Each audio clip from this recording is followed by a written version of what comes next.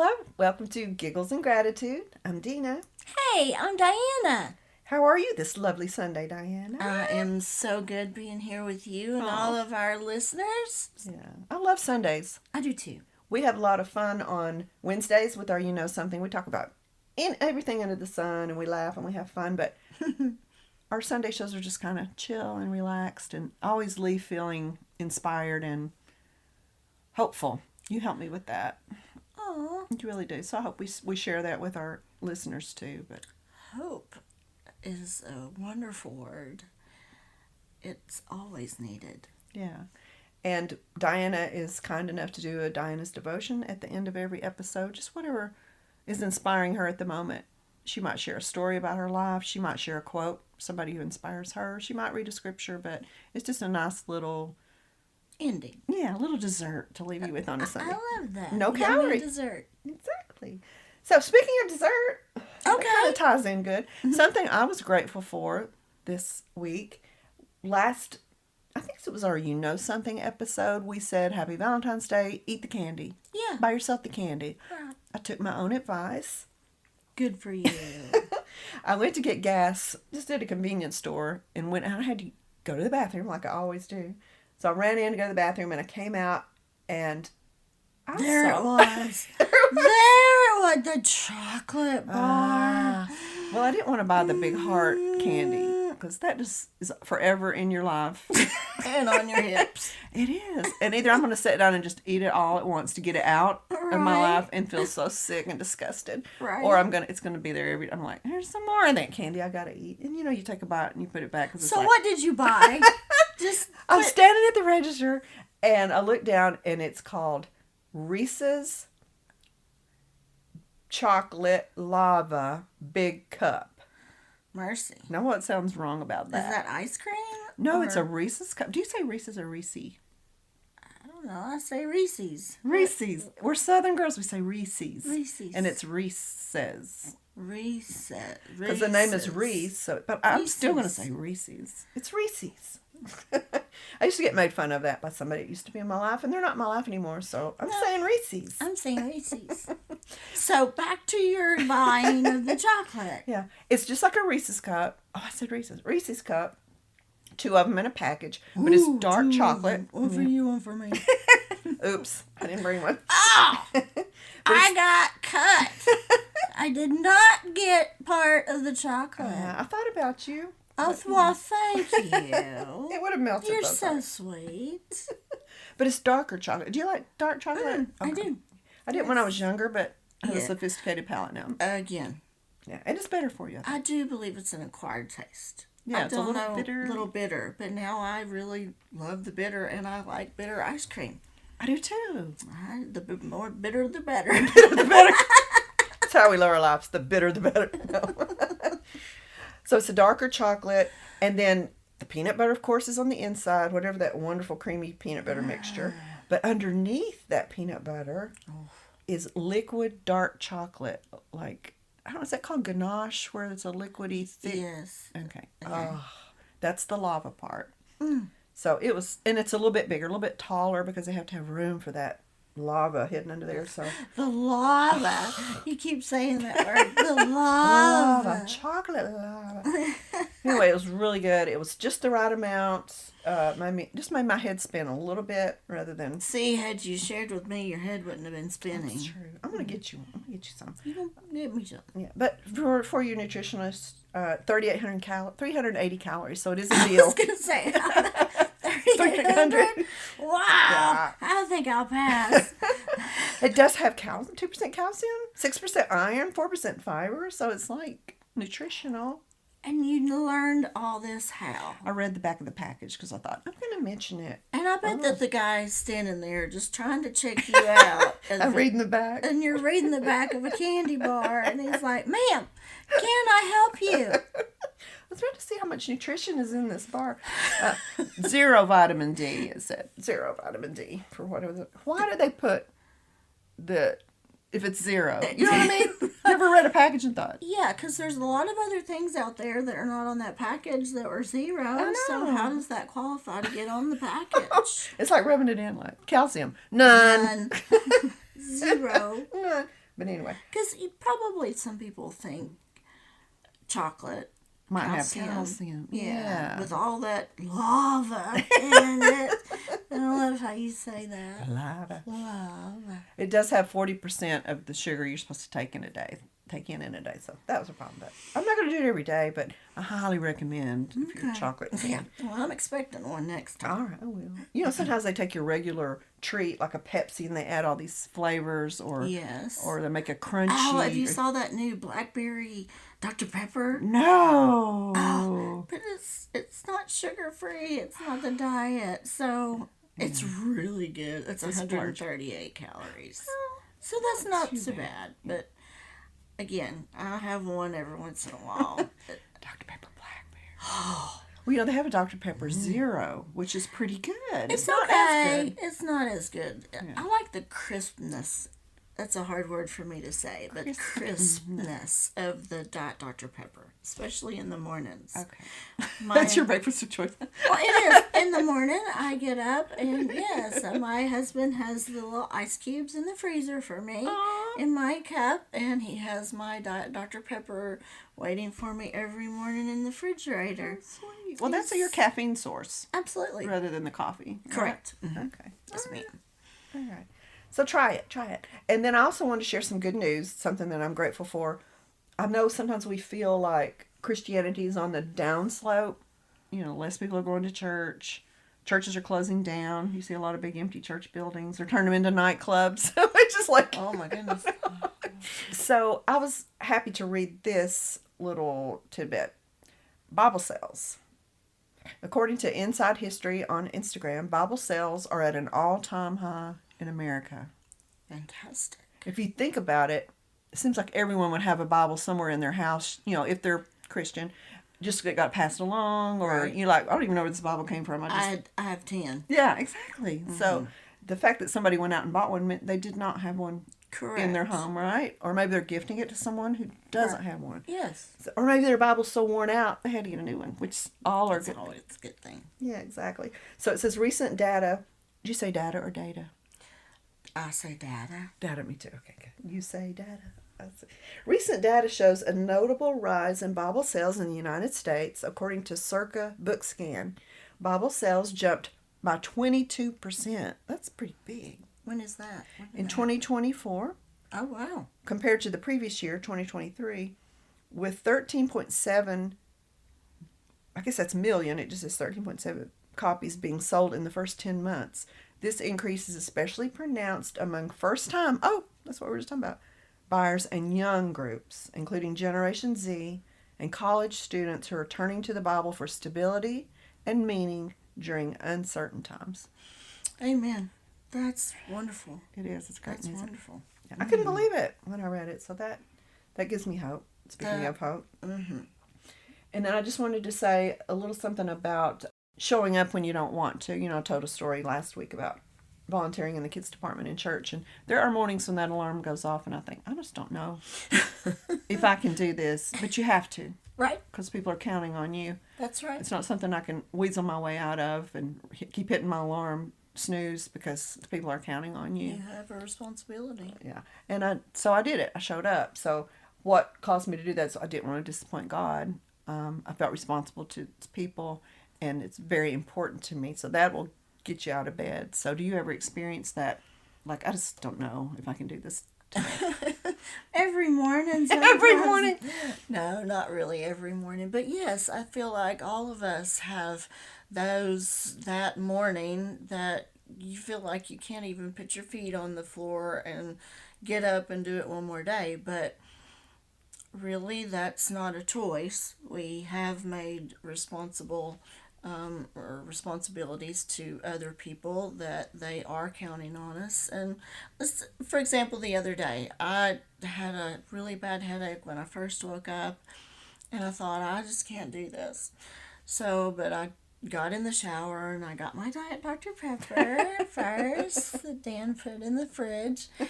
And, I made the attempt of putting my lipstick on, my deodorant, even, of course, brush my teeth. Oh, yes. I was waiting for that. Yes, absolutely. And my dentist tells me I brush my teeth too much. Really? Yeah. Like your gums, maybe? Or Because I brush my teeth at least 6 or 7 times a day. what? Well, you have, every time you have a client, you're in their face. When I'm with a patient, I want, so I brush my teeth. And my assistant Janie, when she first started working for me, it was funny because she said, "I've never met anybody that brushed their teeth as often as you do." Mm-mm. And so anyway, my dentist, I was telling them about it, and they're like, "Well, don't brush your teeth that much." I'm like, "Well, I have clients, I have to." Maybe just do a little swish with Yeah. the... Anyway, back to I did my morning routine, and I was at least present, if you will. I still had I don't feel good, I don't really want to be here, but you come to work, and then it's nice because you're around other people and you see that you are not the only one that is facing problems or struggles. And I was bringing stuff in and out of my car, just kind of minding my own business. And one of my friends stopped me, and there were about 5 people in the lobby out there. And she said, "DiANNA, we are all going through something just really bad. Like, he's received bad news of, physical, problems. She's just got laid off from work. Everybody has problems." So they were in the waiting room discussing somehow all these conversations, and they were strangers. Well, I knew the one girl. She's my patient, and I've prayed with her before, and so she knows that I'm... But she didn't know the other people.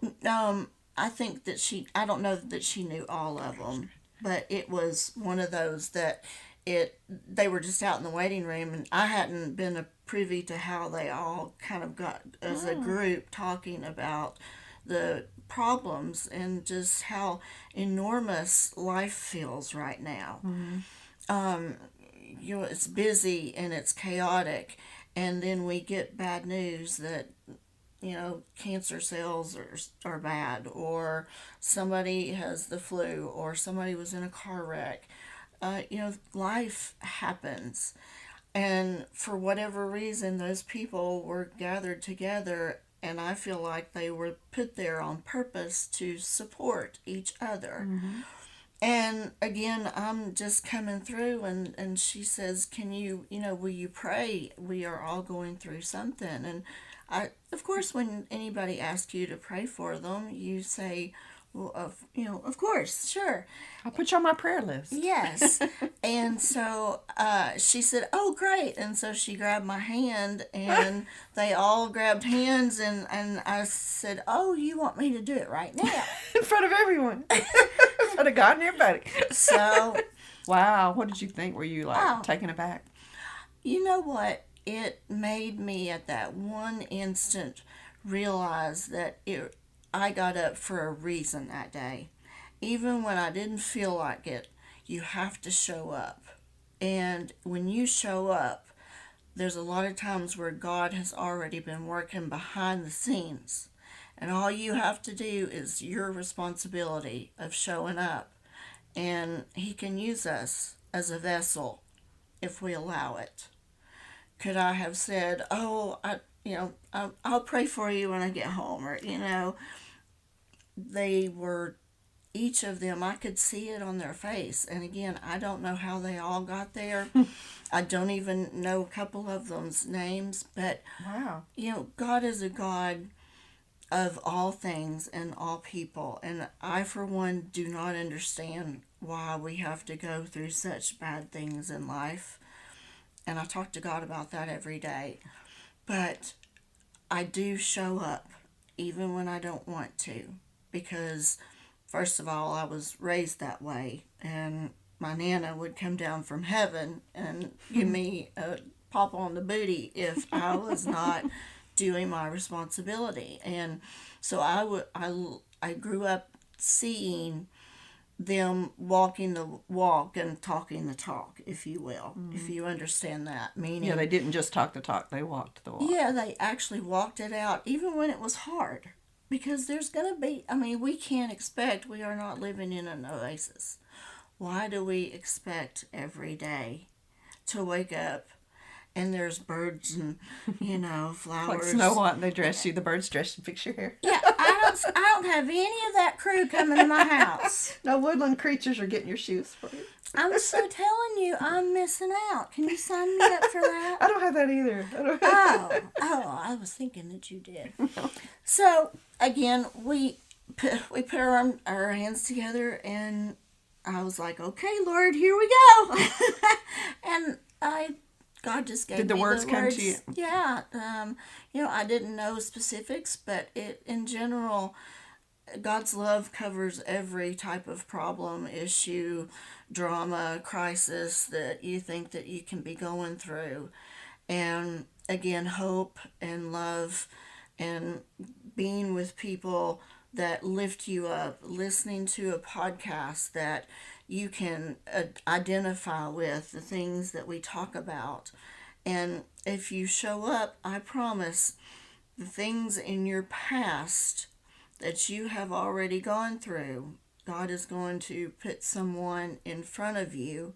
You cannot help the entire world, but you can help. And I feel you have a responsibility to help when God places someone in your direct path. And there's power in that. And there is fulfillment in being able to stand in the gap and help someone cross that bridge that you've already been over. And it's a very emotional thing for me, because when I meet someone who is going through, say, for example, a divorce, I identify with that because that's happened and it was a bad experience, but I learned from it. Mm-hmm. And every day I still had to show up and learn the lesson, but I wouldn't give anything for it now. And so just sometimes being in the moment where you are can make all the difference for someone else. Do you feel like all those people were believers, or maybe they were like, oh, did any of them seem a little hesitant that maybe you introduced the power of prayer to them, or could you tell? Everyone seemed to, again, she asked that, and they just, as soon as she grabbed my hand, it was like they were reaching for hope. So it's like a prayer circle then. Yeah, it was a prayer circle. That's awesome. And when you're hurting, that's the one thing that you're wanting, is to know that everything is going to be okay, regardless of the outcome. And even if that outcome, in my opinion, means death, you're still okay. Mm-hmm. A lot of times I'll see on social media posts where there's some tragedy and people put the little prayer hands, or say, I'll pray. And then you have the people who say, instead of praying, do something. That prayer's not going to help. But I feel sorry for that person that doesn't realize you can do both. Just because you're praying doesn't mean you're not doing the physical work.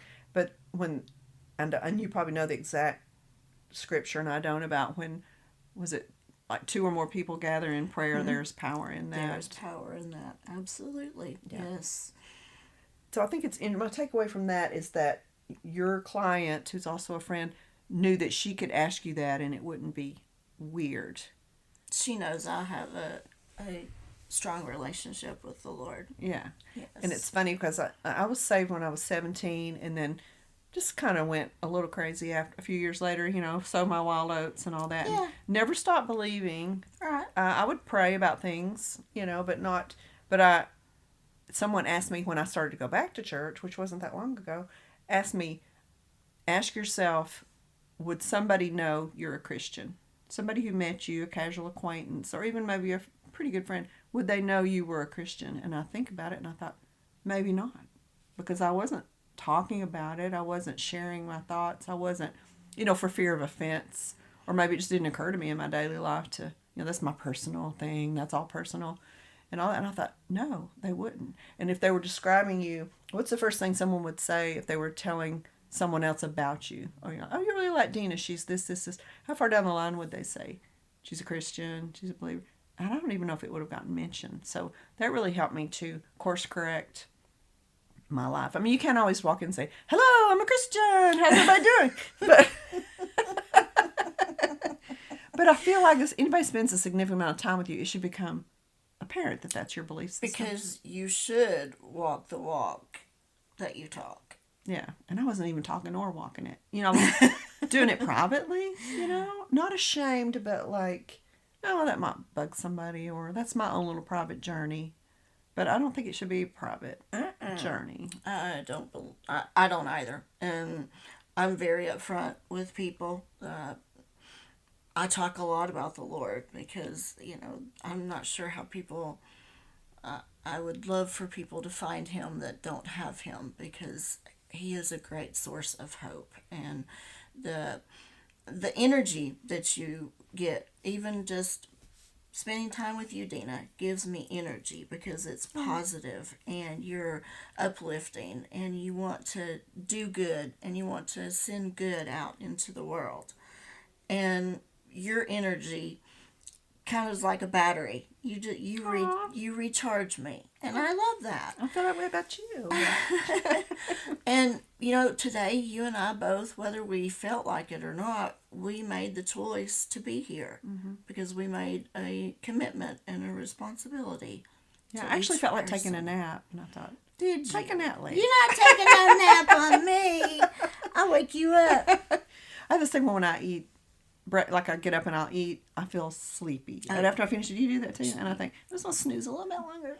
But I was excited. I mean, I was excited to come and see you. I'm always excited to come see you. So I know what you mean. And I think people who, if you're feeling down, you're in your house, you're feeling down, it's always good to get out. It's hard to make yourself maybe go take that shower and some days, I mean, it's like, I don't even know what to put on. We all have those moments. But once you get out, amongst people. Mm-hmm. And nature. Yeah. The environment of nature is so healing, to go on a hike or go to the lake and just park your car there and have lunch and have a few moments of silence to just gather yourself and ground yourself every day.